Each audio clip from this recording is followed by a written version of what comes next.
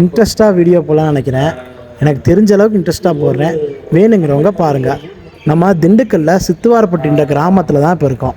இந்த சைட்டை பொறுத்த வரைக்கும் 1380 ஸ்கொயர் ஃபீட்டில் இந்த ஒர்க்கை ஆரம்பித்தோம். நம்ம இந்த ஒர்க்கில் வந்து கிரவுண்ட் ஃப்ளோரில் வந்து 2 பெட்ரூம் இருக்க மாதிரியும், ஒரு பெட்ரூமில் அட்டாச் பாத்ரூம் இருக்க மாதிரியும், பெரிய ஹாலு, பெரிய போர்ட்டிகோ, வீட்டுக்கு வெளியே படிக்கட்டு, அதுக்கப்புறம் பார்த்தோம்னா படிக்கட்டுக்கு கீழே ஒரு டாய்லெட்டு பாத்ரூம் தனித்தனியாக இருக்க மாதிரியும் பிளான் போட்டு ஒர்க்கை ஸ்டார்ட் பண்ணோம். இங்கே பார்த்தோம்னா வந்து அஸ்திவாரத்தை வந்து 3 அடியிலேருந்து 4 அடி உயரம் போட்டிருக்கோம். அந்த அஸ்திவார உயரம் கூடுறனாலேயே நம்ம கொஞ்சம் காஸ்ட் அதிகமாக தான் வந்துச்சு. இந்த அஸ்திவாரத்தை பொறுத்த வரைக்கும் அஸ்திவாரத்துக்கு உள்பக்கமும் பூசணும், வெளிப்பக்கமும் பூசணும். அஸ்திவாரத்தில் நம்ம வந்து மொத்தம் வந்து நாங்கள் 16 போஸ்ட் போட்டிருக்கோம். எல்லா போஸ்ட்டுமே 1.25 போஸ்ட்டாக போட்டிருக்கோம். 1.25 போஸ்ட்டில் 6 நம்பர் கம்பி போட்டிருக்கோம். அதாவது 12 mm பார் 6 போட்டிருக்கோம். அதனால் வந்து ஸ்ட்ரக்சரல் டிராயிங் எல்லாமே சூப்பராகவே இருக்குது. அதனால் எல்லாமே கரெக்டாகவே இருக்குது. இதுக்கு சாயில் பியரிங் கெப்பாசிட்டிலாம் செட் பண்ணி தான் நம்ம இந்த ஸ்ட்ரக்சரல் டிராயிங் வாங்கி தான் இந்த ஒர்க்கை பண்ணிக்கிருக்கோம். நம்ம இந்த இடத்துல வந்து ஃபூட்டிங் வந்து 3.5 3 ஃபூட்டிங் போட்டிருக்கோம். சில இடத்துல 4 போட்டிருக்கோம், சில இடத்துல 5 போட்டிருக்கோம். நம்ம இந்த ஃபூட்டிங் வந்து 1.5 அடி உயரம், ஸ்லோப் வந்து 3/4 அடி ஸ்லோப்பில் வந்து ஃபூட்டிங் போட்டிருக்கோம். ஃபூட்டிங்லேருந்து மேலே வரும்போது அஸ்திவார உயரம் வந்து தரைக்கு கீழே 5 அடியும், தரைக்கு மேலே 4 அடியும் போட்டிருக்கோம். தரைக்கு கீழே அஸ்திவாரம் போட்டதில் வந்து நம்ம வந்து கம்ப்ளீட்டாக பிளாஸ்டரிங் பண்ணிவிட்டு மண் போட்டு கம்ப்ளீட்டாக ஆட்டி விட்ருக்கோம். அதுக்கு மேலே ஒரு பாக்ஸை போட்டு வெளியே கொண்டு வந்தோம். அதுக்கு மேலே பார்த்தோம்னா பிளின்த் பீம் போட்டிருக்கோம். பிளின்த் பீமை பொறுத்த வரைக்கும் உயரம் வந்து 1.5 அடி உயரமும் 3/4 அடி அகலத்துலையும் போட்டிருக்கோம். ஏன் 3/4 அடி அகலத்தில் போடுறோம் அப்படின்னா, பொதுவாகவே வந்து பிளின்த் பீம் தான் வந்து மெயின் வால்னு சொல்கிறோம். நம்ம இந்த மொத்த வீட்டோட எங்கெங்கே செவுரு வருமோ அதோட மெயின் வால் எல்லாமே பிளின்த் பீமில் உட்கார வைக்கிற மாதிரி தான் நம்ம போட்டிருப்போம். இப்போ பிளின்த் பீமுக்கு மேலே வந்து மிச்சம் வந்து 2.5 அடி, அதாவது 1 + 1 மொத்தம் 4 அடி உயரத்துக்கு அஸ்திவாரனால பிரிக் ஒர்க் வந்து மிச்சம் 2.5 அடியில் பிரிக் ஒர்க் பண்ணியிருக்கோம். பிரிக் ஒர்க் கம்ப்ளீட்டாக முடிச்சுட்டு இன்சைடு பிளாஸ்டரிங்கும் அவுட் சைடு பிளாஸ்டரிங் பண்ணிவிட்டு மேலே வந்து கேணி மண்ணை ஃபுல்லாக கொட்டிட்டு, இப்போ இந்த சைட்டை பொறுத்த வரைக்கும் கேணி மண் வர டைம் ஆயிடுச்சு. ஏன்னா வந்து அந்த நேரத்தில் மழை பெஞ்சனால கேணி மண் அள்ள முடியாமல் சுச்சுவேஷனால மழை பெஞ்சனால கேணி மண் லேட்டாக வந்துச்சு. அதனால் ஒரு வாரம் டிலே ஆகி தான் ஒர்க்கை பண்ணோம். நம்ம அந்த இடத்துல வந்து கேணி மண்ணுக்கப்புறம் 1.5 ஜல்லி பிசிசி மாதிரி போட்டிருக்கோம். பிசிசி போடும்போதே நம்ம வந்து கரையா தடுப்பு மருந்து, ஆன்டி டெர்மைட் ட்ரீட்மெண்ட்டு மருந்தை வாங்கி குழி நோண்டி அந்த கம்ப்ளீட்டாக வந்து ஆன்டி டெர்மைட் ட்ரீட்மெண்ட் பண்ணிட்டோம். அதுக்கு மேலே வந்து நம்ம வந்து ஷூ போட்டு ஷூலேருந்து டேரெக்டாக வந்து பில்லரை உட்கார வைக்கிறோம். பில்லரை உட்கார வைக்கும்போது பில்லர் வந்து 7 அடி பாக்ஸாக போட்டு காலம் பாக்ஸாக போட்டு பில்லரை உட்கார வச்சிட்டோம். காலம் பாக்ஸ் போடும்போது எப்போதுமே நீங்கள் வந்து வைப்ரேட்டர் யூஸ் பண்ணி போட்டிங்கன்னா ஃபினிஷிங் நல்லாயிருக்கும். பட் ஆனால் பலகெல்லாம் அடித்து போட்டிங்கன்னா வைப்ரேட்டரி போட்டிங்கன்னா இந்த பால் பூரா வெளியே போயிடும். அதனால் நீங்கள் இரும்பு பாக்ஸ் போடும்போது கண்டிப்பான முறையில் வைப்ரேட்டர் போடுங்க. இப்போ வைப்ரேட்டர் போட்டு 7 அடி காங்கிரீட் போட்டதும் பாக்ஸை பிரித்து கொடுத்துட்டோம்.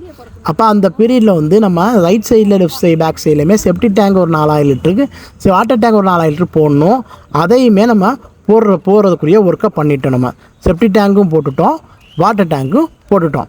இந்த செப்டி டேங்க்கு வாட்டர் டேங்கை பொறுத்த வரைக்கும் ரெண்டுமே வந்து 8 அடி நீளம் 6 அடி அகலத்தில் 8 அடி உயரத்தில் போட்டிருக்கோம். நியர்லி வந்து 4500 லிட்ரு பிடிக்கிற மாதிரி ரெண்டுமே போட்டிருக்கோம்.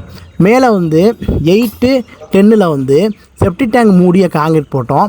செப்டி டேங்க்கு ஃபுல்லாக காங்கிரீட் போட்டோம். மேலே வந்து 2க்கு 2 மூடி வர மாதிரி செட் பண்ணியிருக்கோம்.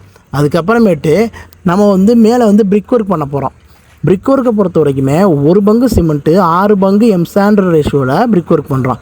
இந்த பிரிக் ஒர்க் எப்போதுமே வந்து கரெக்டான கேட்டுக்கு, மெயின் டோருக்கு, பெட்ரூம் டோருக்கு, பாத்ரூம் டோருக்கு, ஜன்னலுக்கு, இது எல்லாமே வந்து விட்டுட்டு தான் வந்து பிரிக் ஒர்க் பண்ணுவோம். இப்போ தரையிலேருந்து 3 அடி வரைக்கும் பொதுவாகவே வந்து main door, bedroom door, bathroom டோரை ஓப்பனை மட்டும் விட்டுட்டு கம்ப்ளீட்டாக பிரிக் ஒர்க் பண்ணிடுவோம். 3 அடிக்கு மேலே தான் நம்ம வந்து விண்டோக்குரிய ஓப்பனை விட்டுட்டு நம்ம பிரிக் ஒர்க் பண்ணுவோம். அப்படி பண்ணும்போது அப் டு 7 ஃபீட் வந்து நின்று போயிடும். 7 ஃபீட்டில் வந்து லிண்டல் காங்கிரீட் கம்ப்ளீட்டாக போட ஆரம்பிச்சிடுவோம். லிண்டல் காங்கிரீட் போட்டு லிண்டல் காங்கிரீட்லேருந்து வெளியே வந்து சன்சைடு கம்ப்ளீட்டாக போட்டுருவோம். சன்சைடு போடும்போதே உள்பக்கம் லாஃப்ட் போட்டிருப்போம். நீங்கள் திண்டுக்கல்லில் இருக்கீங்க, வீடு கட்டுற ஐடியா இருக்கீங்கன்னா நம்ம பேஜை ஃபாலோ பண்ணி அதோட டீட்டெயில் எப்படின்றதை தாராளமாக தெரிஞ்சுக்கலாம்.